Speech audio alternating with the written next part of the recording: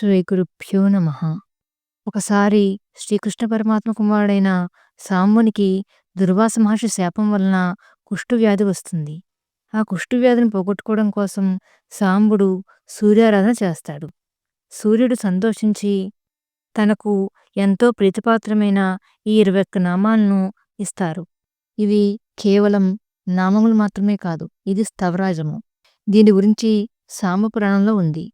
సాక్షాత్తు శ్రీకృష్ణ పరమాత్మ ఏం చెప్పారంటే, ప్రాతకాలంలో పఠించిన, త్రిసంధ్యల్లో పఠించిన పాపనాశనం కలిగి సర్వవ్యాధుల నుంచి విముక్తి పొందవచ్చు. వ్యాధుల నుంచి మాత్రమే కాకుండా అనేక గ్రహపీడను కూడా తొలగిస్తుంది.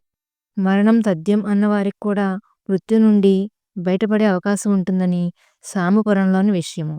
వికర్తనో విభస్వాంశ్చ మార్తాండో భాస్కరో రవిః లోకప్రకాశకః శ్రీమాన్ లోకచక్షుః మహేశ్వరః లోకసాక్షీతి లోకేశః కర్తా హర్తా తమిస్రః తపనస్తపనశ్చైవ శుచిః సప్తాశ్వవాహనః గభస్తిహస్తో బ్రహ్మణ్యో సర్వదేవ నమస్కృతః ఏకవింశతిరిత్యేషా స్తవ ఇష్టః సదా రవేః